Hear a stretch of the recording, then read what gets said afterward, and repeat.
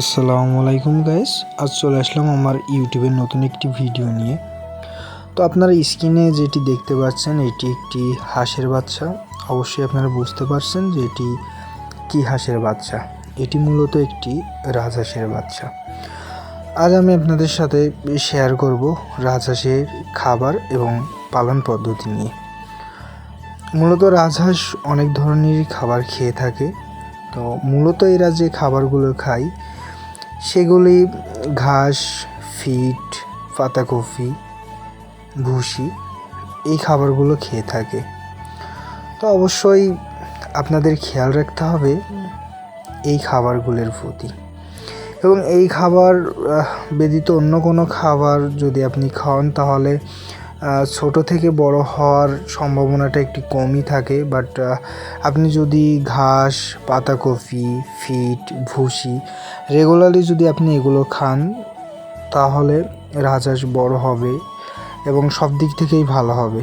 তো আমি আজ নিয়ে চলে আসলাম আমার রাজহাঁসকে মাঠে ঘাস খাওয়ানোর জন্য। তো আপনারা দেখতেই পাচ্ছেন যে কত সুন্দরভাবে ঘাস খাচ্ছে। তো অন্য অন্য হাঁসের তুলনায় এই হাঁসটি ঘাস খেয়ে থাকে। অন্য অন্য হাঁসে ঘাস তেমন খায় না বললেই চলে, বাট রাজহাঁসের মূলত খাবার ঘাস। তো আপনারা এদের অন্য অন্য খাবারের সাথে ঘাস খাওয়াবেন যাতে এদের পুষ্টিটা অপূর্ণ না থাকে, পূর্ণতা পায়। সেজন্য অবশ্যই আপনারা এদের ঘাস খাওয়াবেন এবং ঘাসের পাশাপাশি ফিড খাওয়াবেন, পাতাকপি খাওয়াবেন। এগুলো খাওয়ালে এরা খুব শীঘ্রই বড় হবে। এবং অবশ্যই আপনাদের খেয়াল রাখতে হবে যে রাজহাঁসকে সবসময়ের জন্য তাজা ঘাস খাওয়ানো। তো আমি তাজা ঘাস খাওয়ানোর জন্যই আজ নিয়ে চলে আসলাম মাঠে।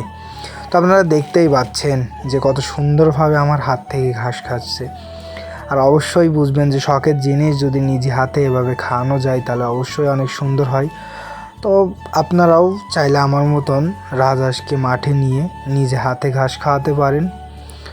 আমার এই ভিডিওটি যদি সকলের ভালো লেগে থাকে তাহলে আমার চ্যানেলে সাবস্ক্রাইব করে দিয়ে আমার পাশে থাকবেন।